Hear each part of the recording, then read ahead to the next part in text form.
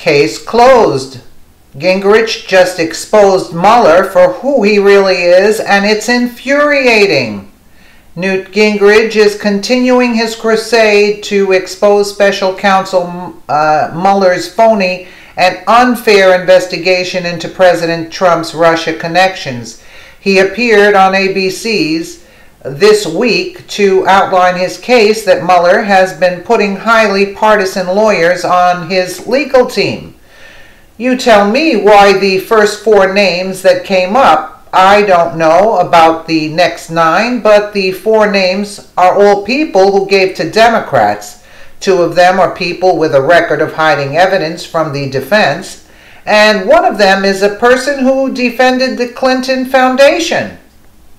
Boom, you can always count on Newt Gingrich to tell it like it is. He followed this up with even stronger words, saying, now, in this environment with a Justice Department where 97% of the donations last year went to Hillary, explain to me why I should relax as a Republican?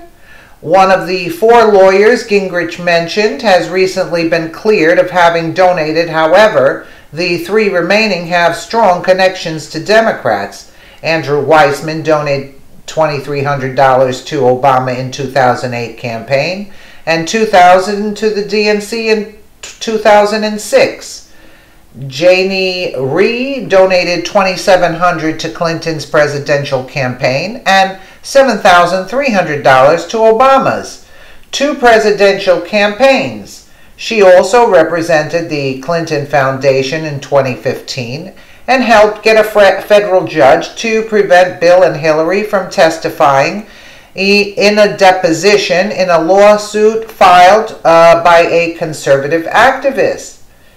James Quarles donated close to $33,000 to various Democratic presidential political campaigns and more than $20,000 to groups helping Democrats get elected to the House and Senate. These lawyers have spent big money to keep Democrats in power and cannot be trusted to be unbiased investigators. Newt Gingrich was totally right to call them out. Check his epic rant below. Call special counsel team bad people. I'm here with the former Speaker of the House, Newt Gingrich. He's also been a sounding board for President Trump. Is out with a new book, Understanding Trump. Thanks for coming back, Mr. Speaker. Let's begin with this issue of Robert Mueller. You've actually been quite critical of Mr. Mueller as well. Back in a couple weeks ago, you said, actually on Friday, you said Republicans need to focus on closing down the independent counsel because it clearly isn't independent. So you believe that President Trump should order? No, I don't think Trump should do anything to him. But I do think the congressional Republicans ought to look into this. Mueller's first 4 hires were all Democrats. One of them had worked for the Clinton Foundation. One of them had, in 2 cases, deliberately had hid evidence from the defense, one of which was repudiated by 9-0 by the Supreme Court. These are bad people. Bad people? Bad people. These are people who are going to be after Trump.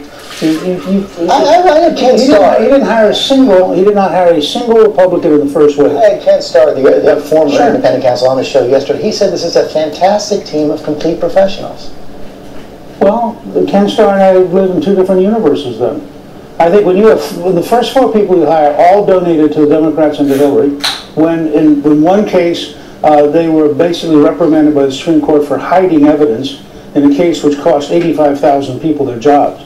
I am very dubious about the team that Mueller is you bring up this issue of political contributions. Back when Ken Starr was independent counsel, he himself had actually given a lot of political contributions to Republicans, yet you and others supported that effort. That's right. And I think we're in a different world, and I think if you look at the intensity of where we are right now, whether it is somebody holding up the bleeding head of the president, or a New York play showing the assassination of the president, we're in a period where if people think this is going to be a neutral, professional investigation, I think they're delusional. But you yourself, a couple weeks ago, and you know this, had a tweet where you said Robert Mueller is a superb choice to be special counsel. His reputation is impeccable for honesty and integrity. The media should calm down. Look at Robert Mueller, decorated Marine in Vietnam, appointed to senior positions by 5 presidents, including Ronald Reagan and both Bushes. Right. And I began to change, frankly, when Comey, with what I thought was an amazingly arrogant statement, pointed out that he felt he had the right to leak to the New York Times. He said this is his words, specifically in order to get a special counsel. The special counsel happens to be his close friend. But this was a decision by the president's own attorney general, deputy attorney general. Deputy attorney general. Deputy attorney Right. general. Which Comey called into question. Which Comey said he deliberately set out to force, and the first 4 people Mueller hires are all Democrats. Now, I understand that in the world of Washington, we have these fancy terms. This is part of why I wrote Understanding Trump, because I think Trump represents a different world. I think the establishment has been traumatized by Trump's victory, and I think things go on right now that are unthinkable. Again, I'm operating, I mean, it doesn't seem to affect the news media. I'm operating in a world where somebody can hold up the bleeding head of the president, somebody can assassinate the president in the play, and people go, oh, well, that's just politics. Neither one of those are Robert Mueller. No, but they set the tone. 97% of the political contributions in the Justice Department went to Hillary Clinton. Now, if I'm looking at a culture where 97% of the donations went to Clinton, do I think maybe that culture might be biased? So you're just saying, basically, if that's your point, you're saying that anybody that is appointed by the Justice Department cannot investigate the president. Comey appointed Fitzpatrick back when Comey was Assistant Attorney General, and Comey knew at the time that there was no crime involved, and he knew who had leaked. This is an obscure case, except that case then let Fitzpatrick for a year during the Bush re-election cause trouble. I'm just telling you, here's what's going to happen. They're going to go out, and they're not going to get Trump, they're just going to annoy him. But they're going to find some poor person exactly like Scooter Libby who's changed. The president did nothing wrong. What does he have to worry about? He has to worry. That's my whole point. Scooter Libby did nothing wrong. He ended up going to jail. He did nothing wrong. He was not part of the case, and the independent counsel was trying to flip him to get Dick Cheney. Independent counselors are very dangerous.